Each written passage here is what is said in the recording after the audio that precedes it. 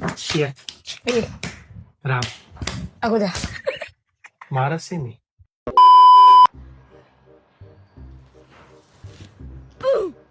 કેમ આમ બેઠો છે?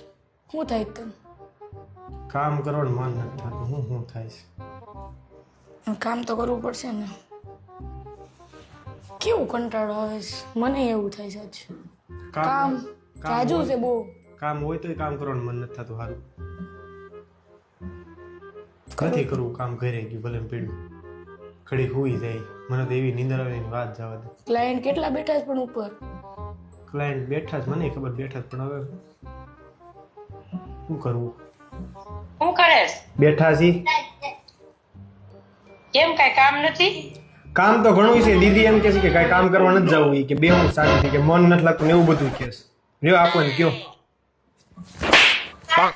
મેં એવું કઈ નથી કીધું. આ તો ઉપર હાલ પાર્લર માં.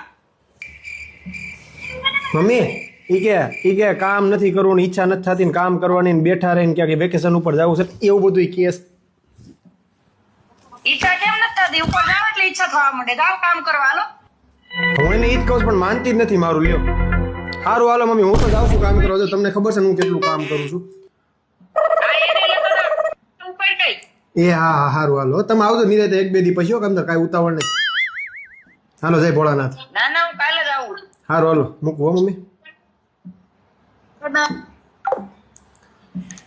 આઈનું કરેલું આઈના ભોગવીને જવાનું છે, બીજું શું હોય અહીંયા. साले को बम से उड़ा दूंगा एक बार हाथ में आ जाए તો જય હિન્દ અને જય માતાજી મિત્રો. દીદીને ફિટ કર્યા બાદ હું છું હિરેન મસાલિયા અને ફરી એકવાર સ્વાગત છે આપણા જિંગલ સલોના મિની વ્લોગમાં. જોતો કેવું ધરાર કામ કરે છે, પણ શું કરું, મમ્મીએ કીધું છે એટલે કામ તો કરવું જ પડશે. એટલે જો ને ઓલું કૂતરું કોઈશ નો ગળી ગયું એને જેવું મોઢું કરીને કામ કરે છે. ત્યારબાદ આ ક્લાયન્ટ આવી ગયા હતા સ્પેશિયલી ચિત્તલથી આપણી પાસે હેરકટ કરાવવા માટે, અને એમને કરાવવાના હતા લોંગ લેયર્સ. ઈ મેડમ એકમાંથી બે નો થયા કે હિરેનભાઈ તમે ગમે એ કરો, મારી લેન્થ તો શોર્ટ થાવી જ ન જોઈએ. મેં કીધું કાંઈ વાંધો નહીં, લેન્થ શોર્ટ નહીં કરીએ, એ પ્રમાણે તમને કરી દઉં. અને લાસ્ટમાં હેરકટ અને બ્લો ડ્રાય ફિનિશ કરીને આ તો એ મેડમ નો ફાઇનલ લુક. મિત્રો તમે જોઈ શકો છો કે લોંગ લેયર્સ કેવું સરસ લાગે છે એમના ફેસ ઉપર. તો મોકલી દો તમારી ફ્રેન્ડ ને જેને આટલા બધા લોંગ હેર હોય, એટલે ફટાફટ એપોઇન્ટમેન્ટ બુક કરાવે અમારી પાસે. जो कुछ तो करा है ठीक नहीं करा. ત્યારબાદ હું વયો ગયો ધાબા ઉપર.